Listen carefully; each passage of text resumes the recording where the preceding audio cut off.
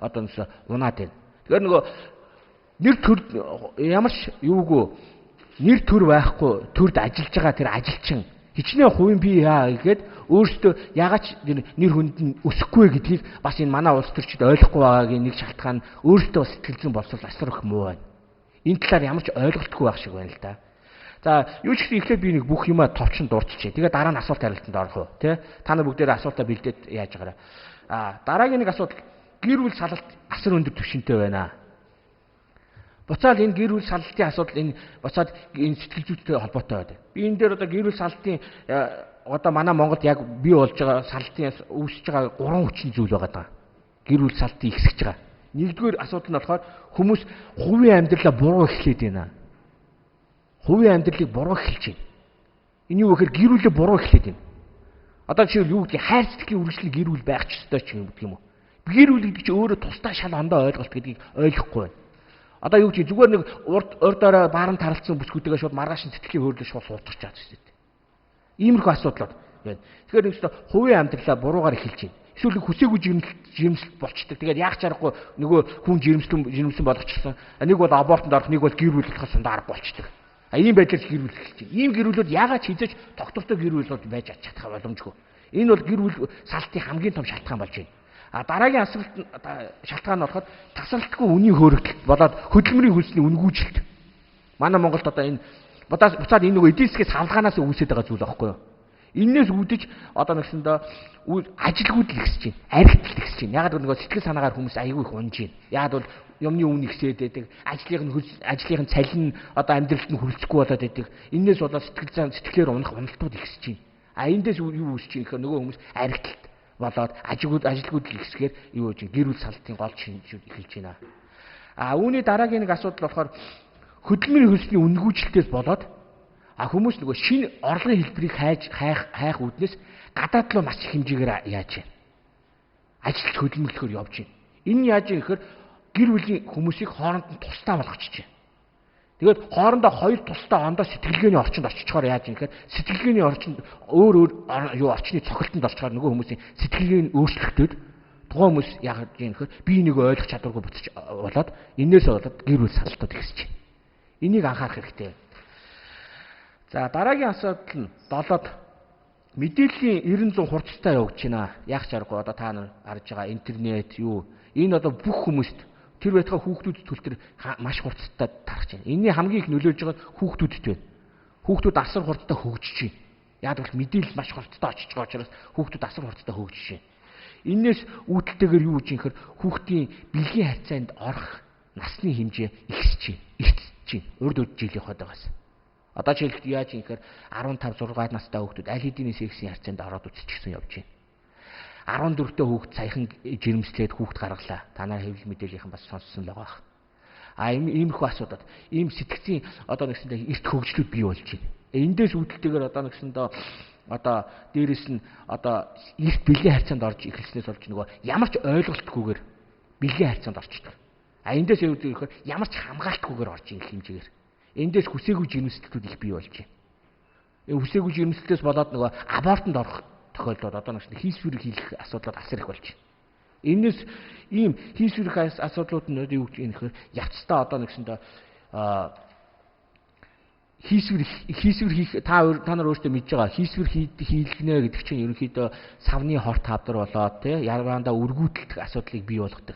Тэгэхээр одоо энэ бага насны хүүхдүүд маань бидний хойч буюу бас ирээдүй маань одоо ингэж хүн болгон ингэж савны хорт авдар ч юм уу өргүйдэх асуудалтай болчих юм бол манай Монгол улсын нөгөө нөхөн төлжих бодлого алдагданаа гэсэн үг. Энэ чинь манай үндэсний аюулгүй байдалтай холбоотой том чухал асуудал байгаа байхгүй юу.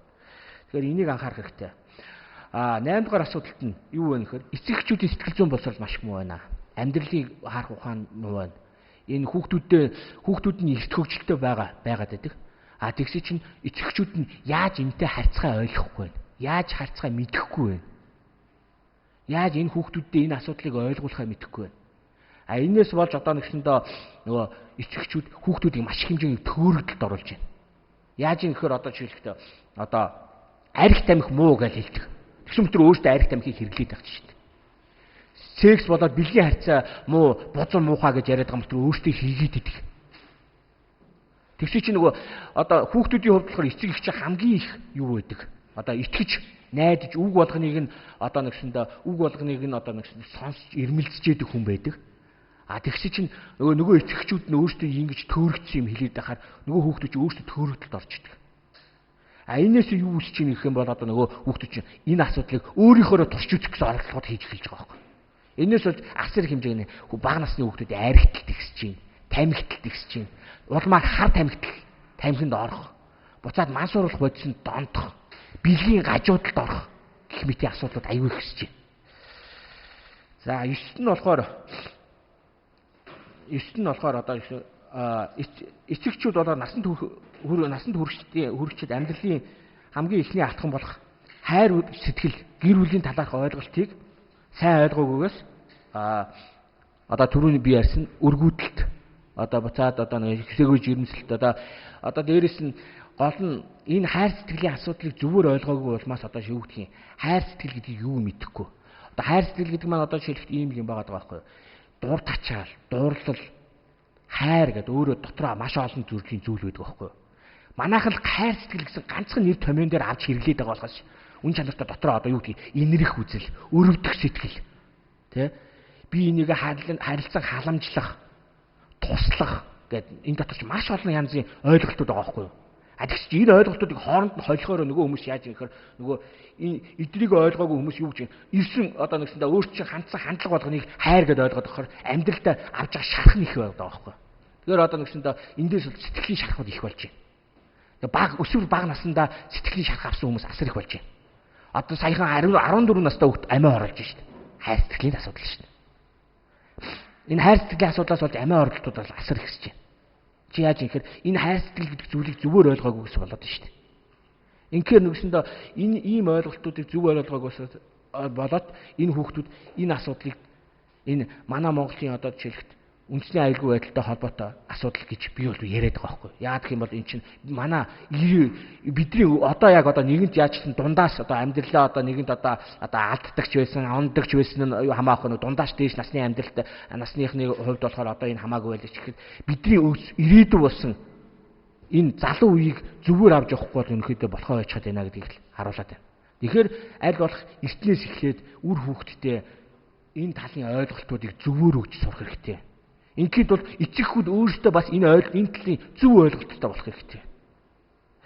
Тэгэхгүй бол хүүхдүүд чинь төөрөгдөлд ороод өөрсдөө янз бүрээр энэ хайр сэтгэлийн асуудал болоо секс одоо энэ бэлгийн замын асуудлыг янз бүрээр туршиж үзснээс болж энэ гажуудлууд ихсэж байна. Одоо сүүлийн үед энэ гомосексуализм одоо энэ транссексуал хэлбэрийн гажуудсан хэлбэрүүд маш их болж байна. Ийм төрлийн хүүхдүүд ихсэж байна.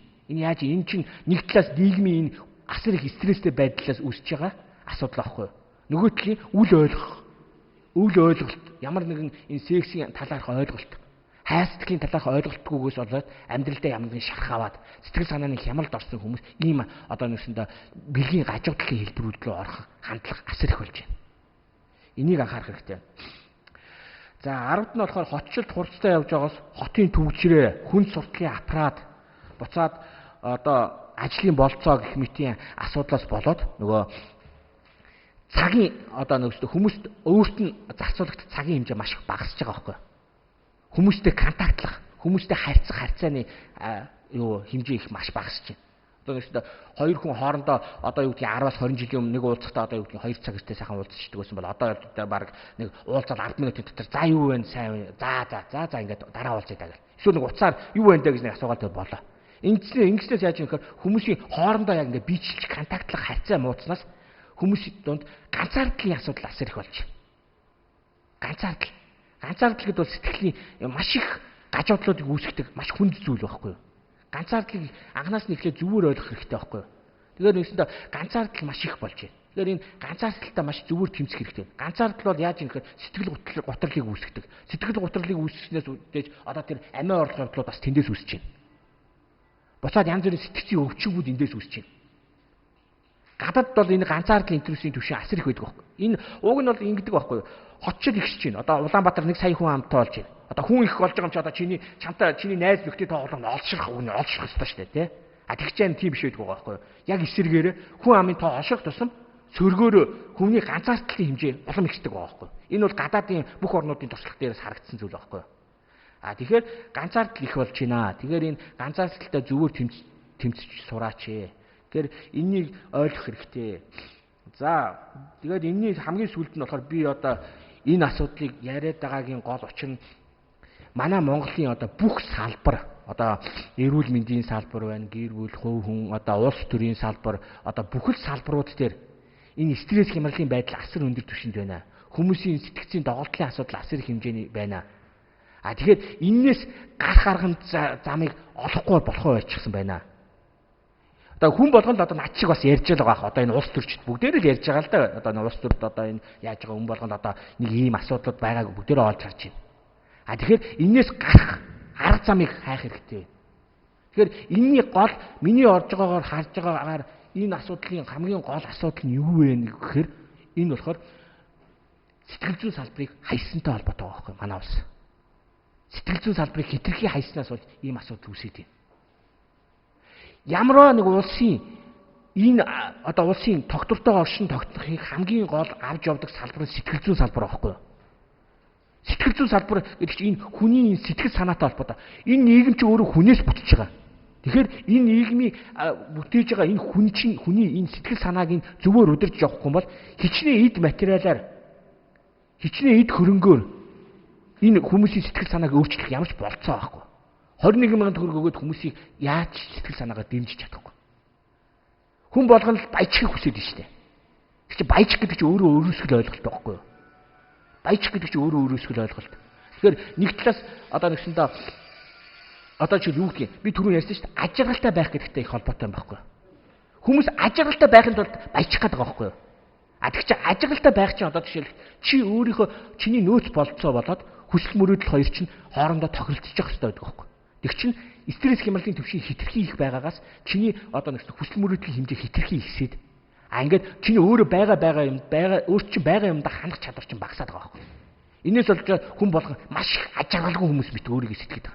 Үн чанартай хүмүүс биднээс долоон дор амьдарч байгаа тэр Африкийн тэр одоо чирэгтэй тэр омог аймагуудыг очиад чанар юу гэдэг барааг нь хараад үзэхгүй. Бүх асуудал. Одоо гадаадын одоо чирэг өндөр хөгжилтэй орнууд их яриад байгаа шүү. Би одоо ч Германд 9 жил амьдэрсэн. Би Европт ямар амьдрал байдгийг мэднэ.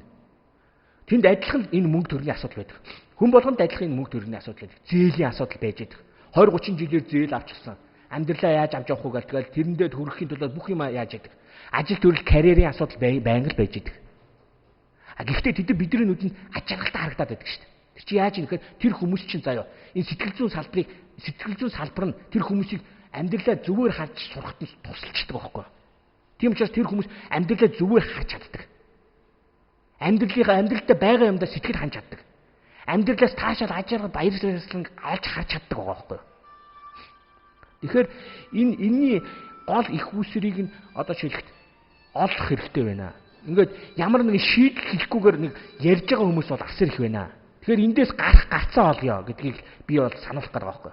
Тэгээд ямар ч юм би бол одоо жишээлбэл энэ дээр гарах гарцыг ерөнхийдөө нэг юм системтэйгээр ийм хідэн төрлийн арга хэмжээ авъя гэдэг өөрийн гэсэн хүсэлтэйгээр би өнөөдөр энэ хэвлэлийн баг хурлыг хийгээд байгаа байхгүй юу гэхээр хүмүүст энэ үндсэн ойлголтуудыг ямар ч гэсэн зөвөр өгөө гэдэг. Сэтгэл зүйн салбарыг хөгжүүлэх гэдэг одоо манай Монгол сэтгэл зүйчдийг асар хэмжээгээр төгсөж байгаа л да. Жил 100 гараад 200-аад төгсдөг байхгүй. Тэгээд та нар одоо гадуур хайгаад үсэрээ. Ганц сэтгэл зүйч байхгүй. Энэ чинь юутай холбоотой гэхээр боловсролын систем муу байхгүй. Нэг талаас муу байгаад биш нөгөө сурахыг хүсэж байгаа тэр оюутнуудад авах нөгөө гарын материал авалга нь албагүй шүү дээ. Тэд нар юунаас сурах юм бэ? Ямар ч урд өмнө хизээч сэтгэл зүйн салбар хөгжиж байгаагүй улсын ямар ч нөөц болцоо байхгүй тийм улсаас юм сурах гэж юм олж чадахгүй шүү дээ. Гадаадын баахан зохиолчдын сэтгэл зүйчд болоо зохиолчдын сэтгэгчдийн номнуудыг орчуулсан номнууд маш их хэмжээгээр гарч байна. Энд чинь тэр гадаад сэтгэл зүйчд гадаад хүнийхээ тэр өөрийнхөө тэр улс орныхоо хүнийхээ сэтгхүүд зориулаад гаргачихсан ном байгаад байдаг. Тэгэхээр Монгол хүний сэтгхүүд зориулаад гаргасан ном биш үү? Тэгэхээр одоо жишээл та нар одоо мэдж байгаа гадаадын ямар ч зэрэг орчуулгын номыг уншиж байгаа юм зөндөө байгаа. Хамгийн гол нь тэдний амьдралд нь тусалсан хэд байна. Хүн болгон тэгэл одоо саяхан нэг гараад ирсэн нууц гал ном гар. Яг энэ фундаменталны психологийн салбар л та яг. Тэгсэн чинь Одоо жишээл хүн болгоно баг л уншсан шүү дээ. Манай Монголд одоо бестселлер болсон шүү дээ. Хэдий л 10 20 мянган хувь за